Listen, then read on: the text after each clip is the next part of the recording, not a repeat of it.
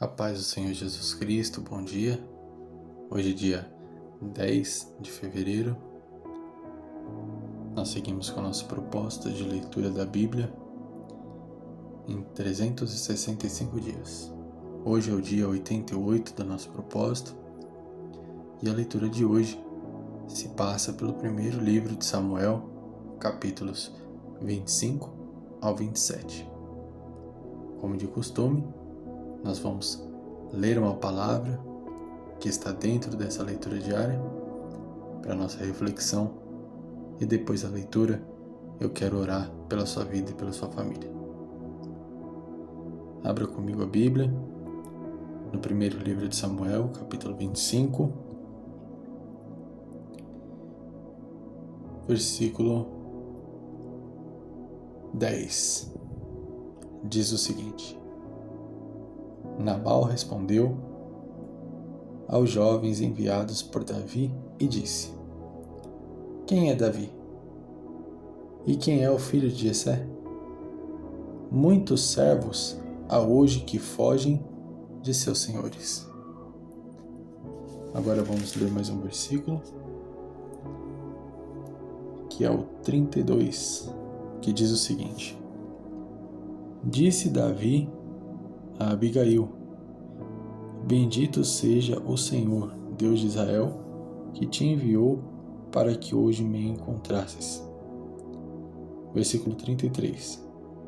E bendito seja teu razoamento, e bendita tu, que me estorvaste hoje de ir derramar sangue, e para vingar-me por minha própria mão.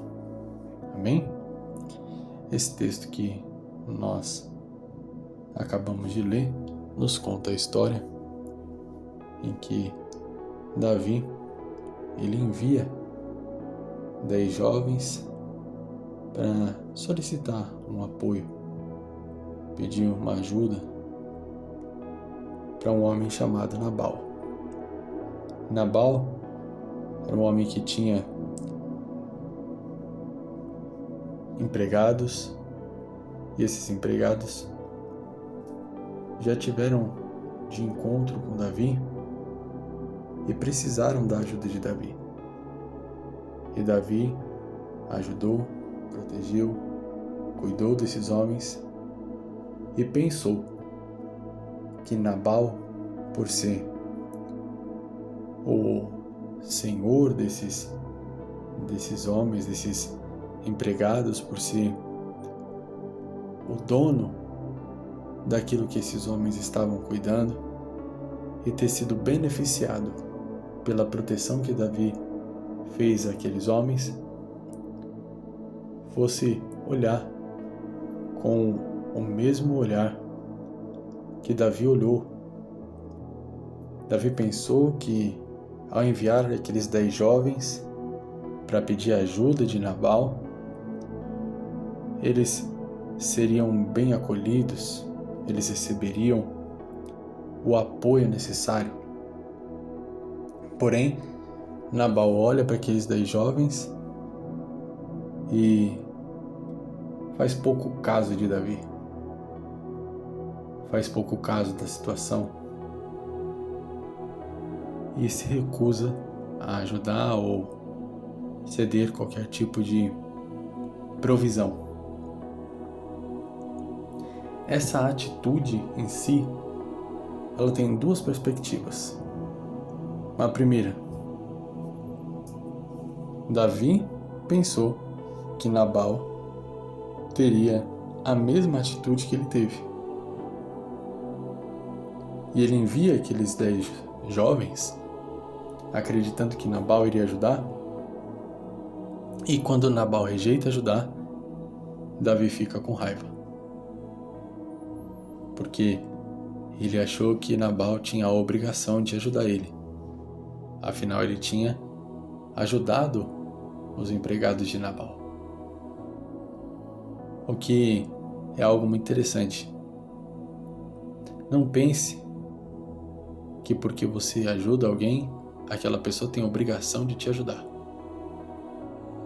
Se você ajudou alguém Não ajude pensando que depois essa pessoa vai ter a obrigação de fazer o mesmo por você, para que você não se frustre, para que você não seja tomado de ira,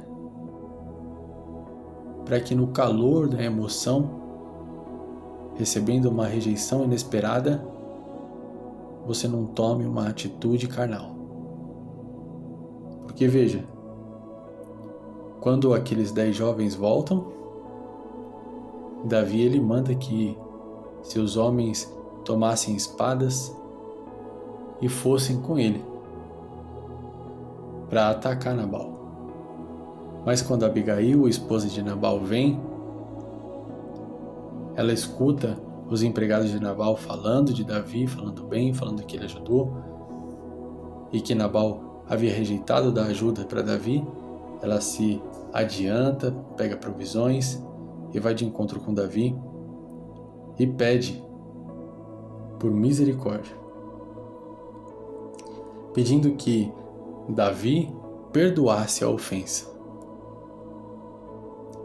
E Davi, vendo a atitude daquela mulher e recebendo a provisão que ele queria, ele desiste de matar aquele homem chamado Nabal e as pessoas da casa dele.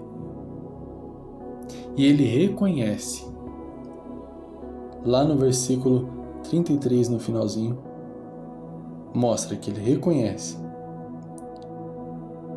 que ele se livrou através da atitude daquela mulher de se vingar com as próprias mãos. Davi sabia que era errado atacar, matar Nabal, matar aqueles homens, matar todos que estavam naquela família, mas ele decidiu fazer isso porque ele foi tomado de ira. Ele teve uma atitude, uma decisão carnal, porque ele esperava receber além do que era obrigação, além do que era esperado.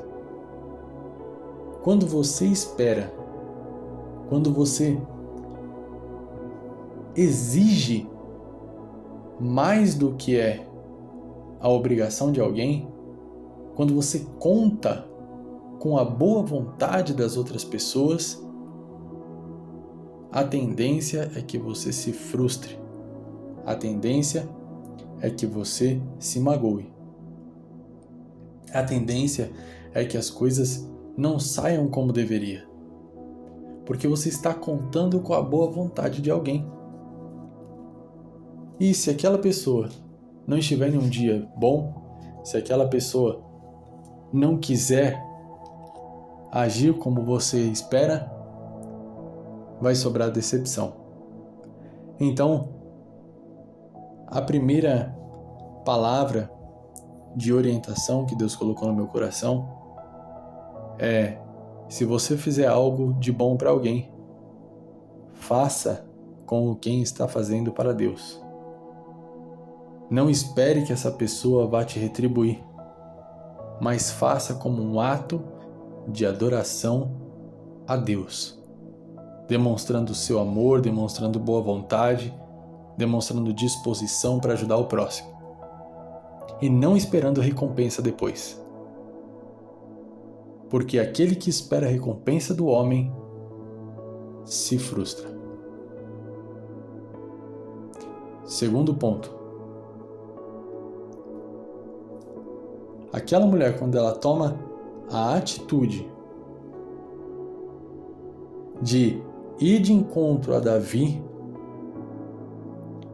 e clamar por perdão, se colocar na posição de pecadora, assumir a ofensa que o seu esposo fez e se humilhar diante de Davi, ela fez algo que nos traz uma lição tanto física quanto espiritual. Qual é a lição física que a atitude dela traz? A lição física é que quando você tem humildade de reconhecer o seu erro, você consegue parar guerras desnecessárias, gerar conexões de extremo valor. Quando você tem humildade para reconhecer que errou, você consegue mudar o seu futuro. Porque devido à ofensa desnecessária do seu esposo, toda aquela família, todos aqueles servos, todas aquelas pessoas estavam condenadas à morte. Mas através de um ato de humildade, através de um ato de reconhecimento do erro, aquela mulher mudou o futuro de muitas pessoas. Nabal depois morre, mas os servos dele continuaram vivos. As outras pessoas que dependiam daquela família continuaram vivas. Por quê? Porque houve um ato de humildade, de reconhecimento do erro e de conversão. Essa é a lição física que esse ato dessa mulher traz para a nossa vida. Nós podemos evitar guerras desnecessárias e gerar grandes conexões se tivermos a humildade para assumir o nosso erro e voltar atrás e fazer da maneira correta. Agora, a lição espiritual é a seguinte: aquela mulher, ela assumiu o erro de seu esposo e se humilhou como se ela mesma tivesse errado. O nome disso é intercessão. O nome do que ela fez é interceder. Não foi ela que errou, mas ela assumiu o erro, ela chamou a responsabilidade e ela se humilhou e ela clamou como se ela mesma tivesse feito. E enquanto ela intercedia pelo esposo dela, Deus estava movendo livramento para ela e para todas as pessoas que habitavam com ela naquele lugar. Então, a intercessão, ela é o ato de se colocar no lugar do pecador, de se colocar no lugar da pessoa que está em erro. Não é porque hoje você está bem com Deus, hoje você está estruturado na fé, que você deve virar as costas para quem não está. Ser um intercessor, ser uma pessoa de fé, alguém temente a Deus, é se colocar no lugar das pessoas que estão pior do que você e interceder, se humilhar, como se você estivesse na mesma posição que ela. Porque a grande realidade é que a qualquer momento você pode estar.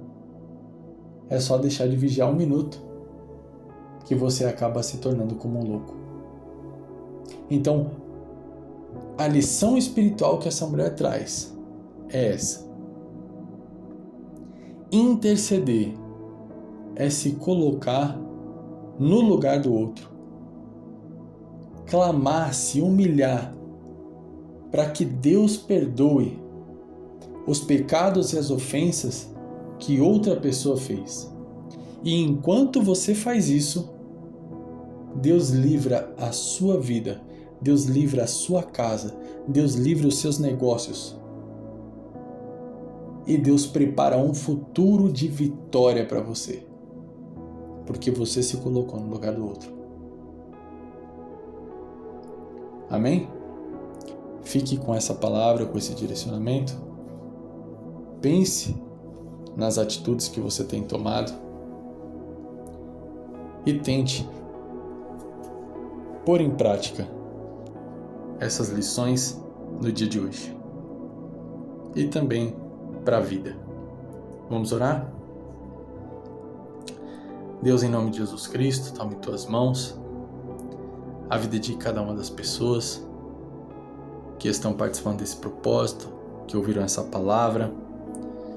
Pai, eu quero te pedir, Senhor, para que independente de qualquer coisa que essas pessoas tenham feito, se porventura, Pai, alguém ofendeu ao Senhor, alguém em um momento de ingratidão pelaquilo que o Senhor fez,